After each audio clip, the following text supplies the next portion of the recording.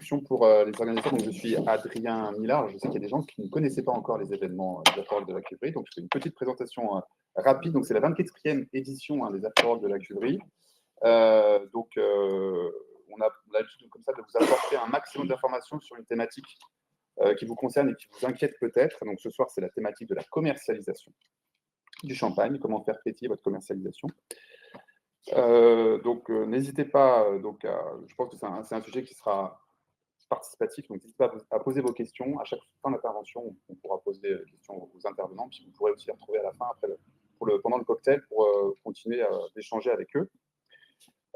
Donc cette thématique, en effet, donc il y a une baisse pour beaucoup sur les ventes, avec une clientèle historique qui a tendance à un peu s'éroder naturellement. Donc peut-être vous êtes venu pour gagner en efficacité sur cette partie-là.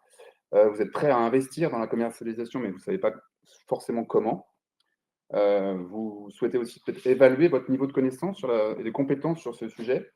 Vous souhaitez avoir des conseils et des actions et des idées d'actions à entreprendre. Vous souhaitez adresser peut-être une nouvelle clientèle, des nouveaux clients, des pros, des cavistes, des restaurants. Vous lancez à l'export ou augmenter votre impact à l'export. Donc là, si c'est ça, donc vous êtes bien au bon endroit ce soir. Il y aura donc des questions. Ces questions seront abordées par les intervenants qui vous apporteront leurs réponses et leur éclairage. Donc d'abord, Éléonore Renaud est conseillère entreprise pour FDSEA Conseil. Donc elle a une vision comptable. Elle propose d'appréhender votre stratégie commerciale au regard des marges réalisées sur les différentes cuvées. Mais d'abord, peut-être posez-vous, je vais peut-être poser la question, et aux personnes qui sont en ligne aussi, est-ce que vous connaissez les marges de chacune de vos cuvées? C'est une première des choses à se poser comme question. C'est peut-être intéressant, en tout cas, AS Entreprises et Fait des Conseils peuvent vous accompagner sur ce sujet, puisque c'est aussi les entités qui vous accueillent ce soir à la Cuverie. Donc, on peut vous accompagner sur cette thématique. Après, dans un contexte compliqué, donc le comité Champagne innove pour apporter aussi des aides. Donc, Stéphanie Martel-Carrier, responsable du projet Champagne Éducation, ici présente, prendra la suite d'Éléonore sur les solutions qu'elle propose en e-learning en présentiel ou en distanciel pour accompagner les personnes qui sont amenées à parler du champagne, donc peut-être vos collaborateurs ou peut-être tous les professionnels qui sont amenés à parler du champagne. Donc, elle présentera ces solutions. Ensuite, Clément Jost de Jowo Consulting, qui est donc formatrice en sommellerie, qui interviendra ce soir sur le moment clé de la dégustation et de la vente. C'est la dégustation, comment transformer, c'est-à-dire comment augmenter la vente de champagne à l'issue des dégustations que vous réalisez.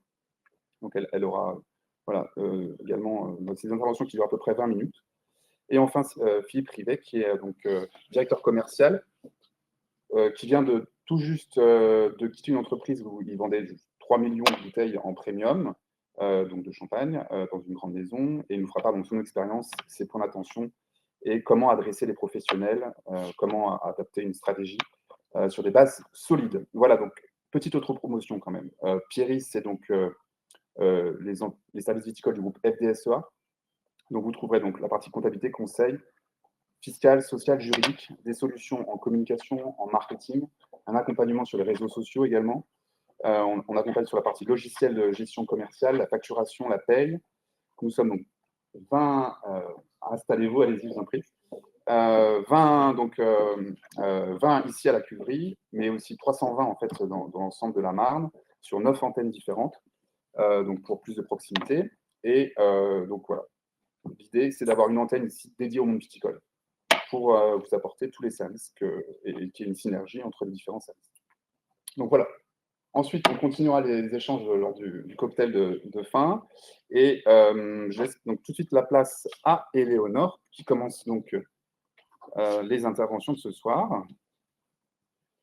Et donc, voilà, je vous laisse la place. Je vous souhaite une très bonne soirée à tous.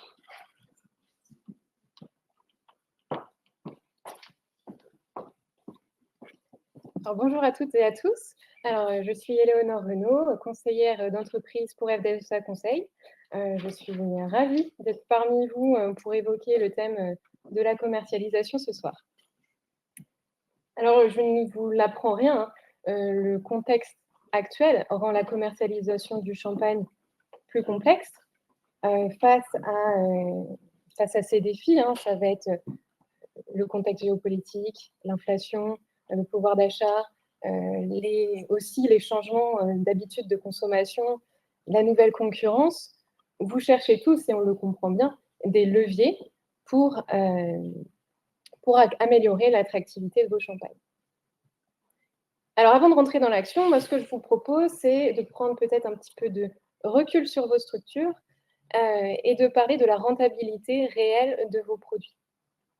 Alors, à travers un outil que je trouve intéressant, qui est l'analyse des marges globales par bouteille, et puis aussi, on peut aller plus loin en analysant les marges cuvée par cuvée.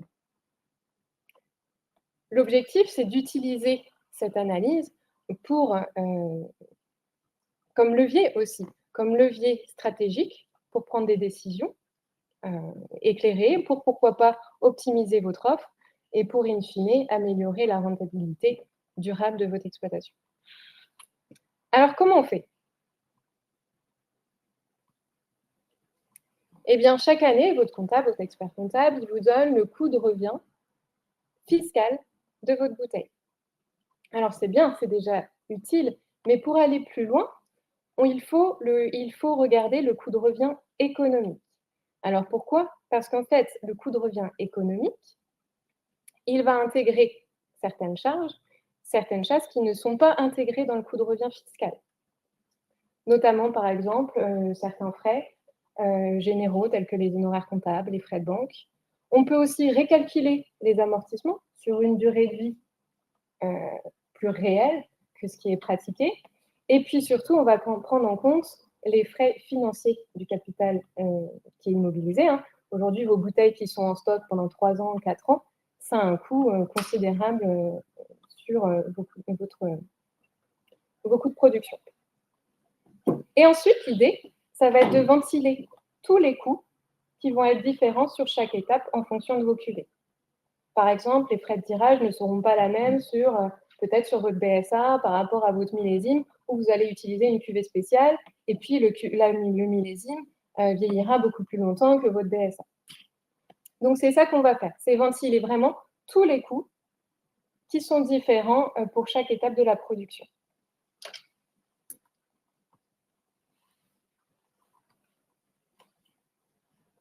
Alors, prenons un exemple. Voyons ce que ça donne.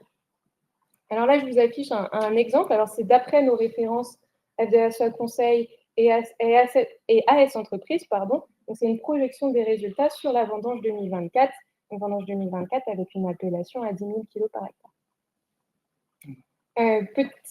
Alors, à noter, là, la rémunération de l'exploitant n'est pas prise en compte dans ces références. Alors, qu'est-ce qu'on obtient? On obtient un kilo vendangé à 4,84 €. Si on va jusqu'à la bouteille, on arrive à un coût de revient de 12,31 € la bouteille. Alors, vous voyez, la part du raisin, ça reste une part considérable dans le coût de production de la bouteille, quasiment la moitié. Alors, une fois qu'on a ça, on peut regarder aussi les marges par cuvée. Donc, sur une gamme, je vous ai pris un exemple sur une gamme relativement classique, un tradition, un blanc de blanc, un rosé, millésime, privilège. Voilà, gamme tout à fait classique. Donc, une fois qu'on a la marge globale, qu'on a la marge par cuvée, on va pouvoir calculer nos marges. Alors, le calcul, il est tout simple, c'est bien le prix moyen moins le coût de production économique.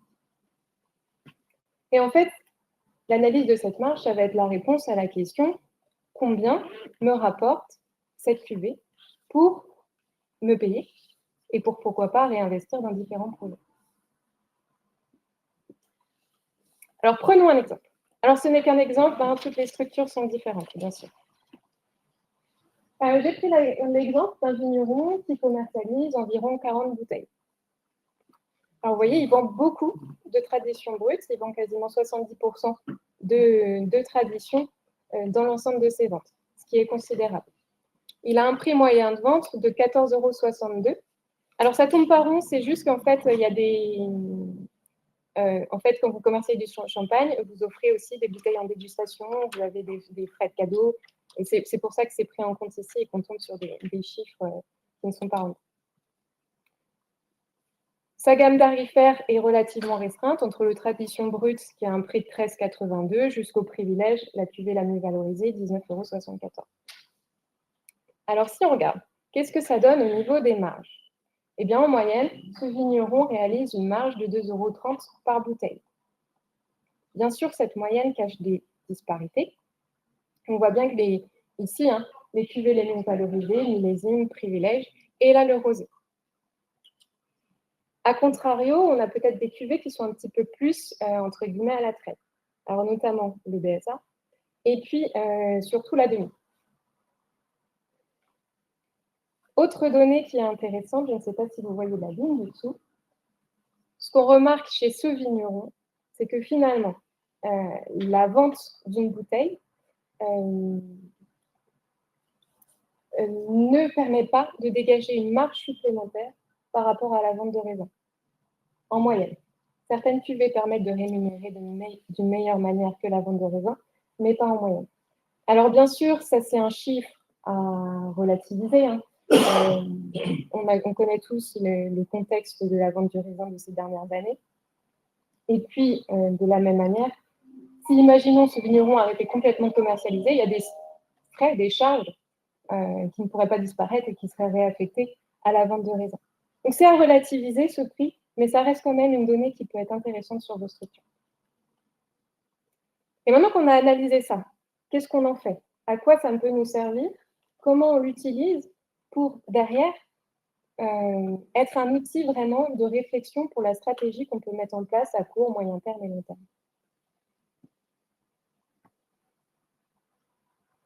Alors, ce que je vous propose, c'est d'aborder rapidement 3 thématiques.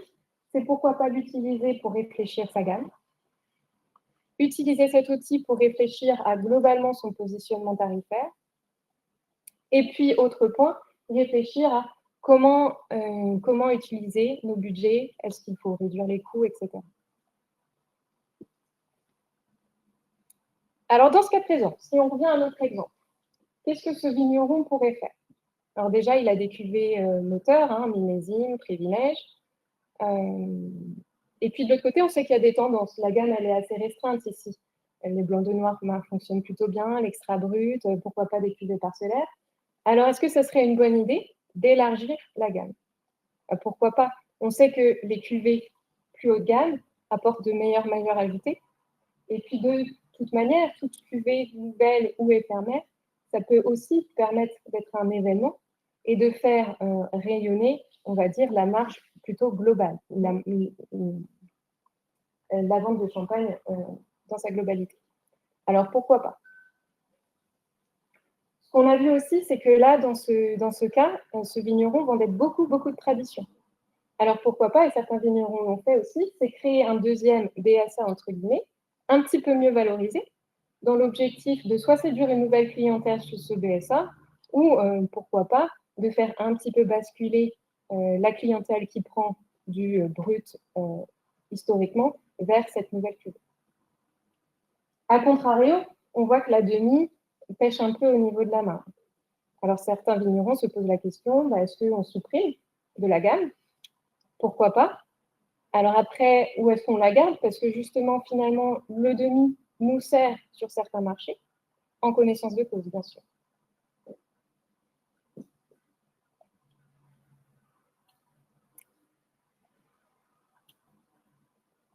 En termes de prix plus largement, on voit bien que ce serait peut-être même pertinent d'augmenter le BSA, qui a un taux de marge relativement réduit. Alors, on sait bien qu'augmenter le tarif du BSA, c'est plus compliqué. C'est les augmentations de tarifs qui sont les plus difficiles à accepter, entre guillemets, par le client. Alors, pour le BSA, il faudra peut-être réfléchir à une revalorisation complète, pas juste du tarif, mais peut-être retravailler ses discours. Clémence en parlera tout à l'heure sur comment parler du BSA pour aussi le revaloriser. Alors, juste augmenter les tarifs, ça ne suffira pas, mais il faudra mettre en place des actions pour justement pouvoir accompagner ces hausses tarifaires. Autre exemple, par exemple, le blanc de blanc, peut-être qu'ici, dans le cas de ce vigneron, il est peut-être en deçà de ce qu'on peut retrouver par ailleurs sur les marchés. Alors, cette cuvée-là, il faudra peut-être aussi l'accompagner sur des offres tarifaires, peut-être proportionnellement un petit peu supérieures par rapport aux autres cuvées. Et de manière générale, on peut aussi avoir pour objectif d'élargir la gamme tarifaire. Là, c'est relativement resserré. Je crois qu'on a un coefficient de 1,4 entre le tradition et la cuvée privilège. On peut peut-être essayer de pousser à aller, pourquoi pas, à un coefficient de 2 entre l'entrée de gamme et la cuvée la plus valorisée. Donc, vous voyez, il y a plusieurs outils qui peuvent découler de l'analyse de ces marges.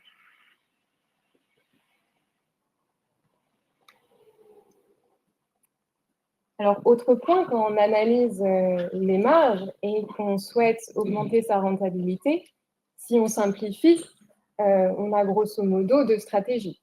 Soit on diminue les coûts, entre guillemets, drastiquement. Sauf que là, ça peut marcher, mais surtout s'il y a des volumes derrière. Je ne suis pas sûre que ça soit à la portée de beaucoup de vignerons. Et puis, en plus, vous ne maîtrisez pas l'appellation, vous ne maîtrisez pas ce qui se passe sur le marché. Ou au contraire, on va plutôt aller sur une stratégie de valorisation.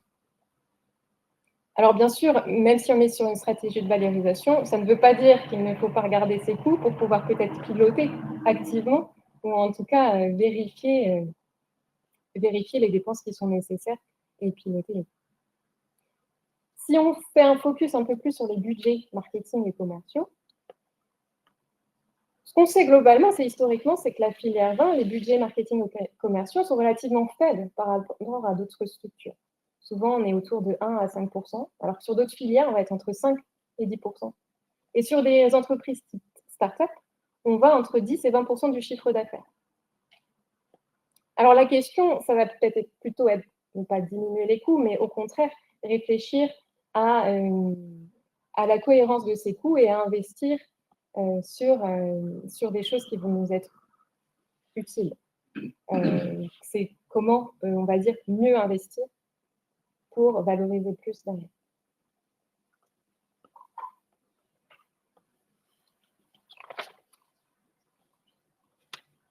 Alors, ce qu'il faut, je sais bien aussi, hein, le métier de vigneron demande une multitude de casquettes, ça c'est sûr.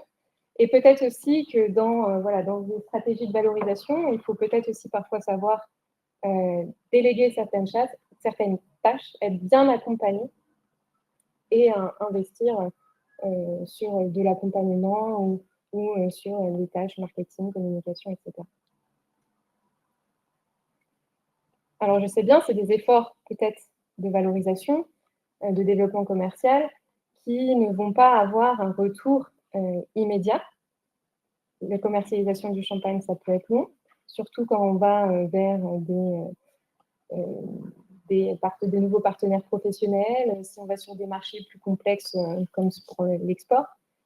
Le résultat n'est pas forcément immédiat, mais il est sans doute, pour le coup, nécessaire pour la rentabilité à moyen terme de l'entreprise. Et pour pouvoir aussi être plus résilient dans des contextes plus compliqués.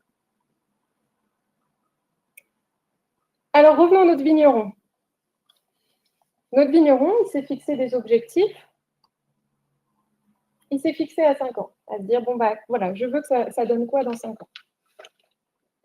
Alors, bien sûr, c'est des objectifs ambitieux, mais réalistes, où il s'est dit, bah voilà, moi, je veux créer une cuvée. Je veux créer une cuvée, un blanc de noir. Je veux créer aussi un deuxième PSA, parce que 70% des ventes sur mon tradition, ça va être un peu compliqué. Il va falloir que j'élargisse, et ça va être un outil, un levier, pour chercher des marges plus intéressantes. Je vais piloter à 5 ans mes tarifs, en faisant peut-être des fortes augmentations sur certaines cuvées, peut-être un petit peu moins d'autres.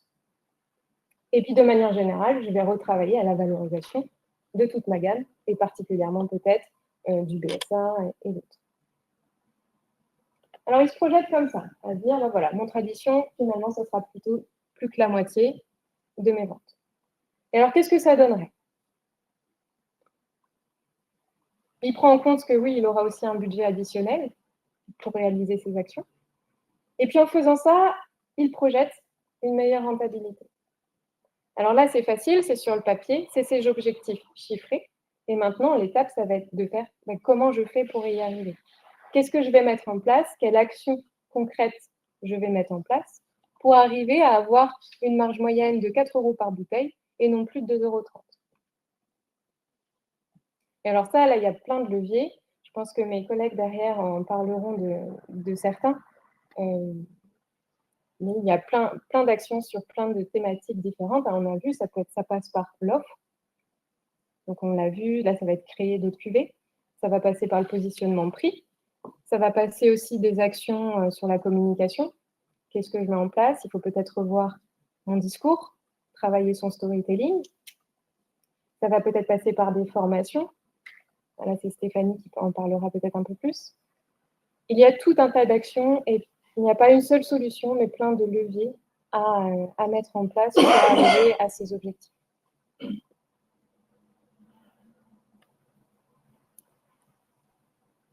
Donc, pour conclure, l'analyse de ces marges par cuvée, ça peut vraiment être un outil dans la prise de décision, dans la stratégie à mettre en place à 5 ans, à 10 ans. Voilà, j'aimerais que vous voyez comme un outil supplémentaire pour aller plus loin dans vos prises de décision. Et puis, in fine, l'objectif, c'est bien d'optimiser le revenu, la rentabilité. Et de manière générale, on a parlé de beaucoup de valorisation, de comment mieux vendre. Mais je crois qu'il faut aussi valoriser votre différence. Quand on parle de vente de champagne, en fait, on ne vend pas que du champagne. On vend aussi tout ce qu'il y a autour. On vend son histoire. Vous vendez votre savoir-faire, votre terroir.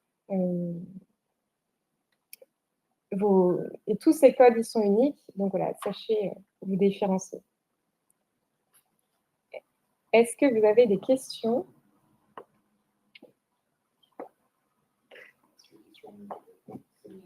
Très bien, parfait. Je laisse la place à Stéphanie.